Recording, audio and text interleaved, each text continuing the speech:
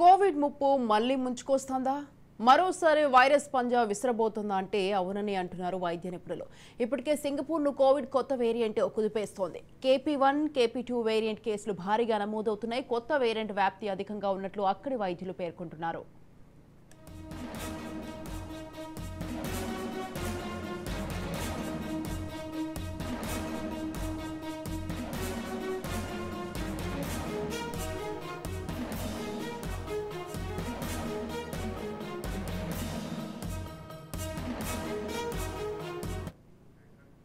గడిచిన 20 రోజుల్లో ఆ దేశంలో 34,000 కేసులు నమోదయ్యాయని అధికార వర్గాలు వెల్లడించాయి. సింగపూర్లో నమోదవుతున్న కేసులని JN1 సబ్ వేరియంట్లే అని వైద్యులు చెబుతున్నారు.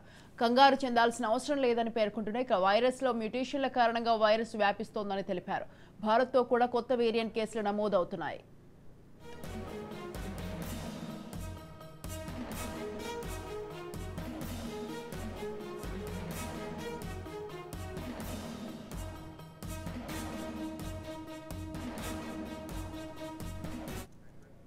ఇప్పటి వరకు KP2 వేరియంట్ కేసులు 290, KP1 కేసులు 34 నమోదైనట్లు కేంద్ర వైద్య ఆరోగ్య శాఖ అధికారులు వెల్లడించారు. KP1 కేసులు ఎక్కువగా పశ్చిమ బెంగాల్లో 23 నమోదయ్యాయని పేర్కొన్నారు. ఇక KP2 కేసులు ఎక్కువగా మహారాష్ట్రలో నమోదైనట్లు వెల్లడించారు. సింగపూర్లో విజృంభిస్తున్నాయి. మే 5 నుంచి 11 మధ్య కేవలం వారం వ్యవధిలో 25,900 కేసులు నమోదు కావడం వైరస్ తీవ్రతకు అద్దం పడుతోంది. భారత్లో ఇలాంటి పరిస్థితి ఉండదని వైద్య ఆరోగ్య శాఖ చెబుతోంది. అయినా అప్రమత్తంగా ఉండాలని సూచిస్తోంది.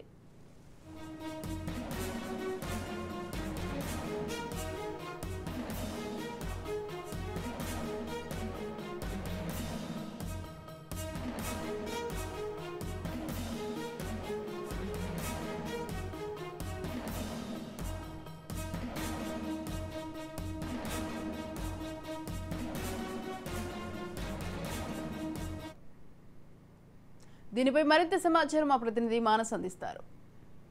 కోవిడ్ మహమ్మారి మళ్ళీ ప్రపంచాన్ని వణికించడానికి సిద్ధంగా ఉందా?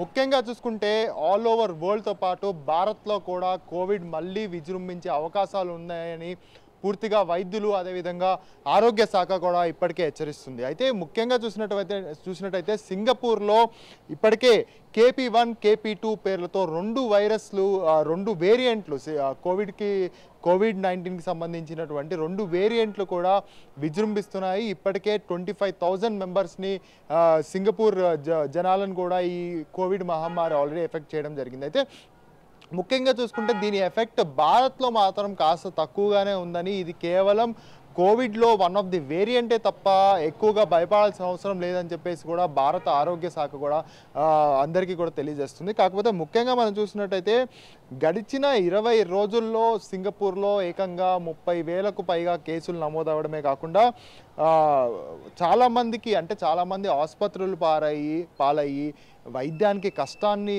చవి చూస్తున్న సందర్భాలు కూడా మనకి కనబడుతున్నాయి. ముఖ్యంగా చూసినట్టయితే సింగపూర్ ఎయిర్పోర్ట్లు అదేవిధంగా సింగపూర్ టూరిజం అంతా కూడా ఎక్కడెక్కడైతే పబ్లిక్ ఎక్కువగా తిరుగుతారో అక్కడంతా కూడా రెడ్ అలర్ట్ కూడా ప్రకటించడం జరిగింది. అయితే మరోవైపు చూసుకున్నట్టయితే మన భారతదేశం విషయానికి వస్తే మన భారతదేశంలో మహారాష్ట్రలో ఇప్పటికే 148 కేసులు, అదేవిధంగా చూసుకున్నట్టయితే బెంగాల్లో 23 కేసులు, ఈ కొత్త వేరియంట్ KP1 వేరియంట్ 23, అదేవిధంగా KP2 వేరియంట్ వచ్చేసి 148 కేసులు కూడా నమోదవడం జరిగింది. సో టోటల్గా చూసుకున్నట్టయితే భారతదేశంలో కూడా కోవిడ్ తిరిగి రీఎంట్రీ ఇస్తున్న తరుణంలో ప్రజలందరూ కూడా మాస్క్ అదేవిధంగా శానిటైజర్ లాంటివి తిరిగి వాడాలి, అదేవిధంగా శానిటైజర్ని కూడా తిరిగి వాడాలని కూడా ఇప్పటికే కొంతమంది వైద్యులు సూచిస్తున్నారు. అయితే ముఖ్యంగా చూసుకున్నట్టయితే సింగపూర్ లెవెల్లో మాత్రం మన దగ్గర ఎఫెక్ట్ పడదని, సింగపూర్లో పడ్డంత ఎఫెక్ట్ మన భారత్లో పడదని చెప్పేసి వాళ్ళు పేర్కోవడం జరుగుతుంది. సో ముఖ్యంగా చూసుకున్నట్టయితే